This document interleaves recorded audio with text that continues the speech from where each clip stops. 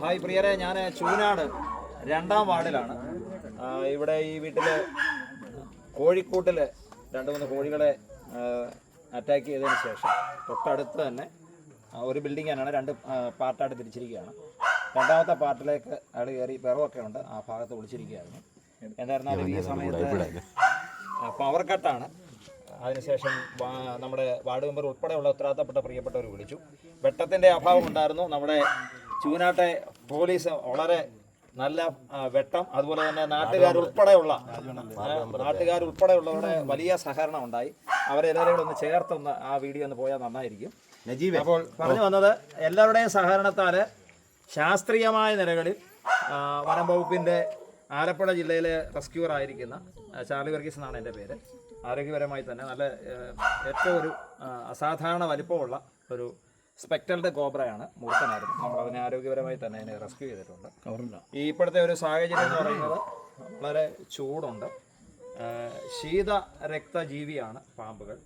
അതുകൊണ്ട് തന്നെ നമുക്കാണെങ്കിൽ വേണമെങ്കിൽ ഉടുപ്പ് മാറി വേറെ ഡ്രസ്സ് ധരിക്കാം, ഡ്രസ്സ് ഇല്ലാതെ നമുക്ക് ആയിരിക്കാം, കുളിക്കാം എന്ന് വേണ്ടിയല്ല, ഫാൻ്റെ കീഴിലിരിക്കാം, AC-യുടെ കീഴിലിരിക്കാം. അങ്ങനെ തണുപ്പ് പല നിലകളിൽ നമുക്ക് മനുഷ്യർക്ക് മെയിൻറ്റെയിൻ ചെയ്യാൻ പറ്റും. പക്ഷേ ഇവരെ സംബന്ധിച്ച് ഇതൊന്നുമേ തന്നെ ഇല്ല.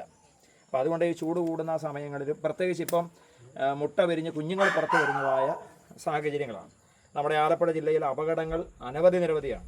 എന്തുകൊണ്ടാണ് അപകടങ്ങൾ ഉണ്ടാകുന്നതെന്ന് ചോദിച്ചു കഴിഞ്ഞാൽ ഒറ്റ കാര്യം പറയുകയാണ്, മനുഷ്യൻ്റെ അശ്രദ്ധ കൊണ്ട് മാത്രമാണ് സ്നേക്ക് ബൈറ്റ് ഏൽക്കുന്നത്. ഒരിക്കലും ഇങ്ങോട്ട് വന്ന് ഇപ്പോൾ തന്നെ ഞാൻ എടുത്തു, അവനെ പിടിച്ചത് കൊണ്ട് മാത്രമാണ് ഒരു പക്ഷേ എന്നെ തിരിഞ്ഞ് ആക്രമിക്കാൻ ശ്രമിക്കുന്നത്. അവരവരുടെ വഴിക്ക് വേണ്ടി പോവുകയാണ്. 5 കാര്യങ്ങളിൽ എന്തെങ്കിലും ഒരു കാര്യം ഉണ്ടായെങ്കിൽ മാത്രമേ ഒരു സ്നേക്ക് ബൈറ്റ് ഈ ഭൂമിയിൽ ഉണ്ടാകത്തുള്ളൂ. ഈ 5നെ കൂടെ ചേർത്ത് പറഞ്ഞു കഴിഞ്ഞാൽ നമ്മുടെ അശ്രദ്ധയാണ്. ഒന്ന്, നമ്മൾ താഴെ നോക്കി നടക്കാറില്ല പലപ്പോഴും. അത്യാധുനിക സംവിധാനങ്ങളുള്ള സോളാർ ഉൾപ്പെടെയുള്ള നമ്മുടെ വീടുകളുണ്ട്, പക്ഷേ ടോർച്ചില്ല.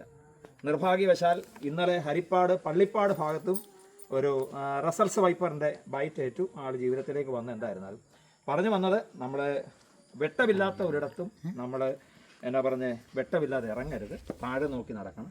2ാമത്തെ കാര്യം എന്ന് പറയുന്നത്, അതിനെ ഉപദ്രവിക്കാൻ വേണ്ടി ചെല്ലരുത്.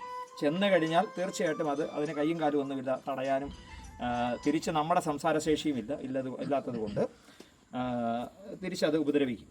3ാമത്തെ കാര്യം എന്ന് പറയുന്നത്, അതിനെ കയറി പിടിക്കാൻ വേണ്ടി ശ്രമിക്കാറുണ്ട്. ഇതിനേക്കാളും പാമ്പാവും സന്ധ്യയായി കഴിയുന്നുണ്ട് ചിലർ, എല്ലാവരും അല്ല, മലയാളികൾ ചിലർ. അപ്പം പെരുമ്പാമ്പാന്ന് പറഞ്ഞുകൊണ്ട് അണലിയാണെന്ന് പറഞ്ഞുകൊണ്ട് പെരുമ്പാമ്പിനെയൊക്കെ പിടിച്ച് ഈ കഴിഞ്ഞ വർഷം പോലും എന്ത് ചെയ്തിട്ട് സ്നേക്ക് ബൈറ്റ് ഏറ്റ അവസ്ഥകൾ ഉണ്ടായിട്ടുണ്ട്.